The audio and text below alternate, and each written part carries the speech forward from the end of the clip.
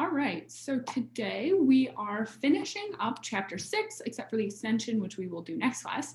And so with that being said, here is the guided notes for 6.8. So the objectives for 6.8 are solving polynomial equations by factoring, solve problems that can be modeled by polynomial equations. So, you know, everyone's favorite application problems, and find the x-intercepts of a polynomial function. And I hope that you will see through this lesson that these three things are actually very interrelated. So homework is problem set 6.8 posted on MathLab. Video will be linked when it is done. So part 1, solving equations by factoring. In this section, all the effort you have put into learning how to factor will pay off. Woohoo! We will be using factoring to solve polynomial equations. So let's define a few things first. A polynomial equation is the result of setting two polynomials equal to each other.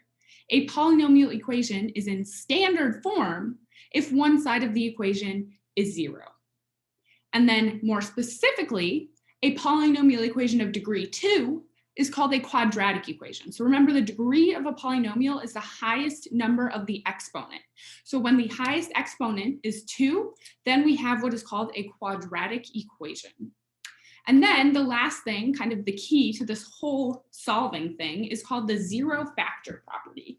And the zero factor property says that if a and b are real numbers and a times b is equal to 0, then a is equal to 0 or b is equal to 0. And this factor holds true for 3 or more factors as well. So if we had like a times b times c, then it would be a equals 0, b equals 0, or c equals 0. So literally this property is just telling us that when we have 2 or more things multiplied together that equals 0, we can set them individually equal to 0. So for example, solve 2x squared plus 9x minus 5 equals 0.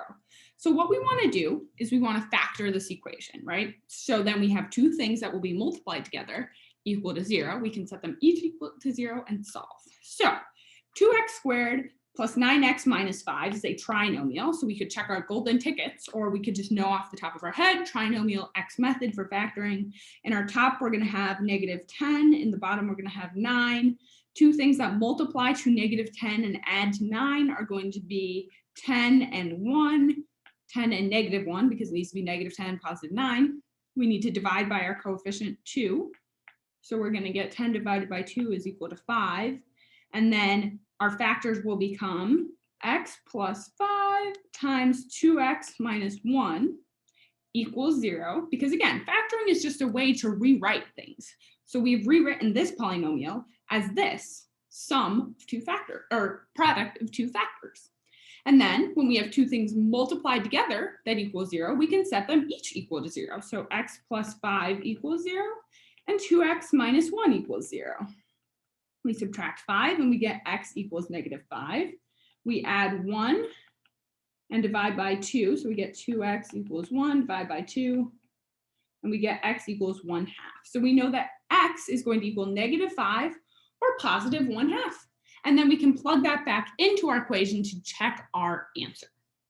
So then let's kind of move on to the general steps. So solving polynomial equations by factoring. Write the equation in standard form so that one side of the equation is equal to 0. Factor the polynomial completely.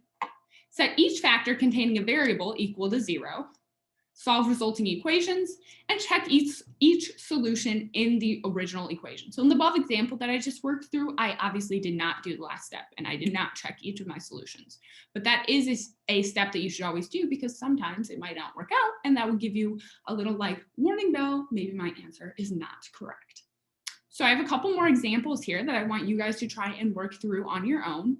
And we can go over them in class if you have questions, and then we will do more warm-up problems if you have questions. But I really want you to try and use these general steps to figure out how to solve these couple of problems here. And so for number 1, I will let you know that you should get x equals negative 1/2 or x equals 4. And then for number 2, you should get that x equals negative 2/3 or negative 2/3. So the answer to number 4, or not 4, sorry, to number 2 is going to be negative 2/3 for our solution. So I want you guys to try and figure those out, see if you get those answers, and if not, bring any questions you have to class.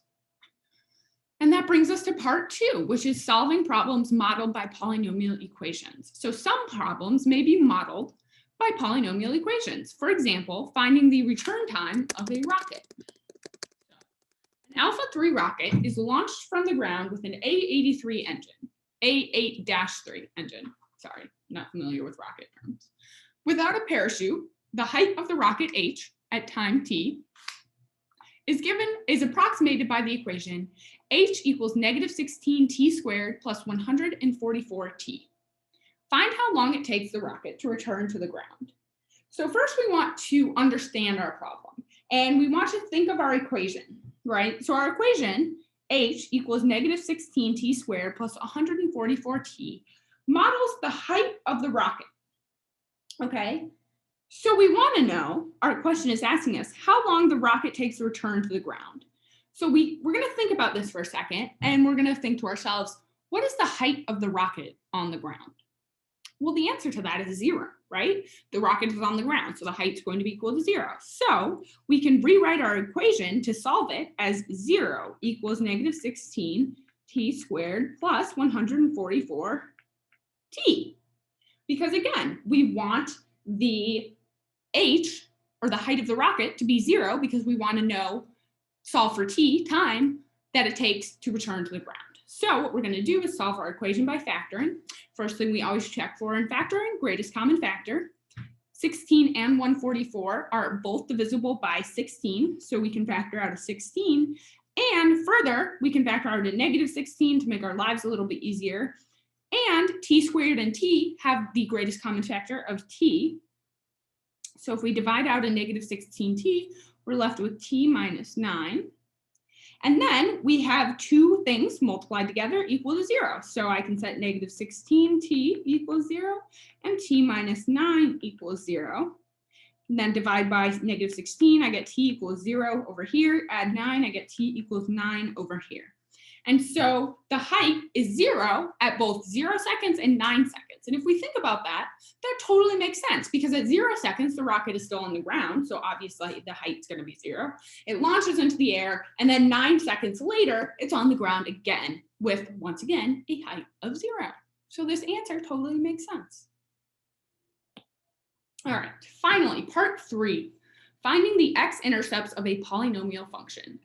So recall, in order to find